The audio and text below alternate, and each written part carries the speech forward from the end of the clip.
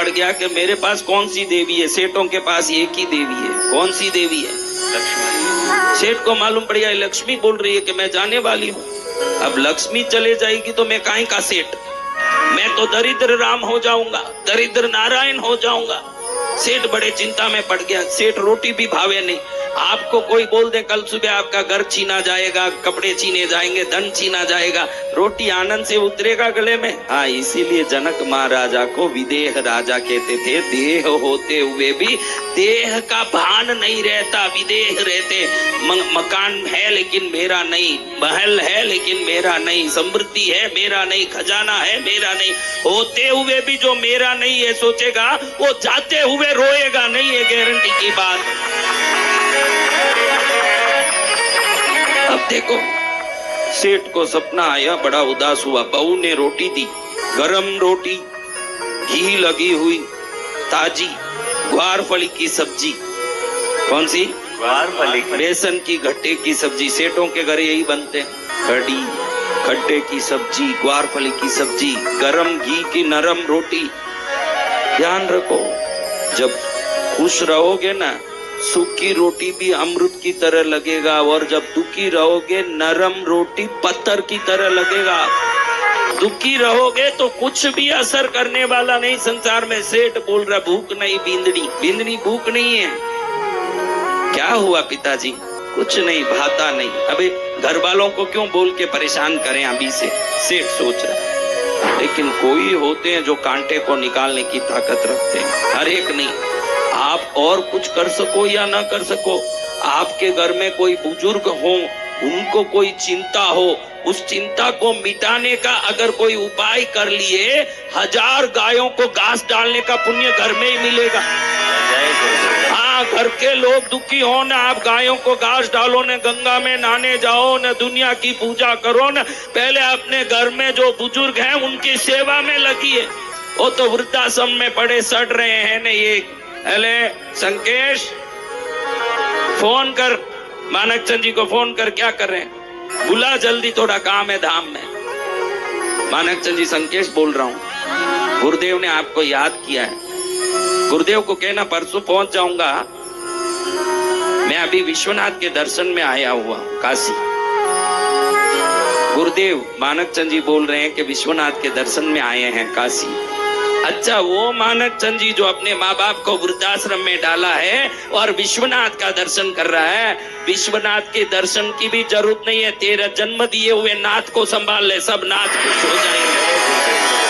हाँ, अपने नाथ ही जगन्नाथ हैं। हाँ, घर वाले रोते रहे न, दुनिया की सेवा करने जाओ, कृष्णगिरी आने की भी जरूरत नहीं।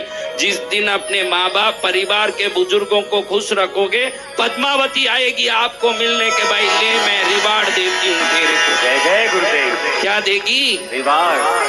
हाँ, माँ बाप को खुश रखने की कोशिश करो। बहू बड़ी समझदार थी। बहू ने अपने ससुर को पूछा, पापा आपके चेहरे में उदासी जरूर है, कुछ तो परेशानी है, बताओ मेरे को, मैं आपकी बेटी नहीं हूँ क्या? ये भी ध्यान रखने जैसा है। जो बहू को बेटी की तरह रखेंगे और बेटी अपने सास ससुर को माता पिता की तरह देखेगी, उस घर में गहने कपड़े चीजों की कोई जरूरत ही नहीं, प्रेम ही श्रृंगार बन जाएगा। उस घर में प्रेम ही श्रृंगार है। बाकी सब श्रृंगार होके भी अगर घर के रिश्तों में कमी है तो सभी श्रृंगार बाहर है और कुछ नहीं। श्रृंगार क्या है? बहुत सोच के आसपास देखते हुए सेठ जी कहते हैं, बेटा मेरे बाबू को मत बता देना, तेरे को बता रहा हूँ, तू समझदार है इसलिए बता रहा हूँ। रात में देवी प्रकट हुई और देवी को देखते ही समझ गया कि लक्ष्मी है, क्योंकि उसके सिर पर श्वेत हाथी अभिषेक करा रहे थे उसका। वह हाथ में कनक कुंभ, हेम कुंभ, स्वर्ण कुंभ लेके बैठी थी, और सोने का घड़ा लेके धन बरसाने वाली तो महालक्ष्मी है, और हम तो सेठ लोग दिवाली में उसी की पूजा करते हैं। सेठ जी कहते हैं कि देवी आके कह रही है, सेठ मैं जाने वाली हूँ। क्या कह रही है? मैं जाने वाली हूँ। अगर लक्ष्मी चली गई तो हमारा क्या होगा? फिर हम कैसे रहेंगे? नगर सेठ का ये पद, लोगों में सम्मान, यश, कीर्ति, मर्यादा, मान सब जाएगा बहू। वही सोच के बड़ा चिंता में पड़ गया, जिंदा ही प्राण निकल गया मेरा। बहू कहती है इतनी सी बात पिताजी, इसमें आप चिंता करते हो? लक्ष्मी ने बोला मैं जा रही हूँ तो क्या धन नहीं जाएगा ना? उसकी चिंता तो कोई अज्ञानी करता पिताजी, आप जैसे ज्ञानी आत्मा को नहीं करना चाहिए। आप लक्ष्मी को एक बात बोल दीजिए,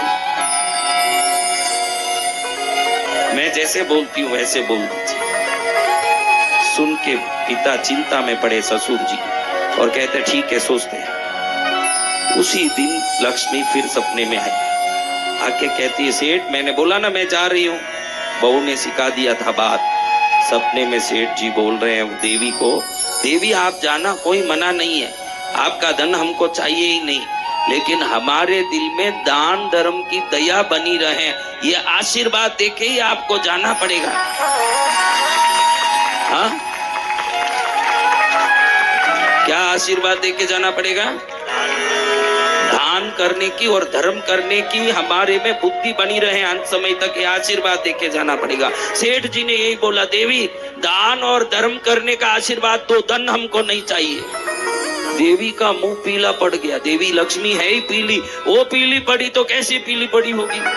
एकदम पीली पड़ के बोलती है सेठ तुमने तो सांकली से मेरे को बांध दिया, क्योंकि शास्त्र कहता है जहाँ दान और धर्म है वहां से लक्ष्मी कभी बाहर नहीं जा सकती, वहां से कभी निकल नहीं सकती लक्ष्मी। तुमने बोल दिया मुझे धन नहीं चाहिए, मुझे दान और धर्म चाहिए, मैं धन की देवी हूँ, ऐसे दुनिया सोचती है। दुनिया को मालूम नहीं है कि जहाँ दान और धर्म है वहां मैं स्थिर लक्ष्मी हूँ, जहाँ पाप है मैं चलती लक्ष्मी हूँ। थोड़े दिन के लिए दिखूंगी, बाद में बर्बाद कर दूंगी उनको जो पापी हैं। और जहाँ दान और धर्म है वहां मैं सदा के लिए स्थिर हूँ। और जो कृष्णगिरी में भक्ति करते हैं उनके लिए तो मैं 7 जन्मों के लिए सदा स्थिर होती हूँ, उनके 7 जन्मों का मंगल कर देती हूँ मैं। तो सेठ मैं अपना फैसला बदला रही हूँ, तुमने दान धर्म का आशीर्वाद मांगा, इस आशीर्वाद के बाद मैं निकल नहीं सकती। जहाँ दान और धर्म होता है वहाँ लक्ष्मी सदा के लिए स्थिर होती है, इसलिए मैं तेरे घर में ही सदा रहूंगी।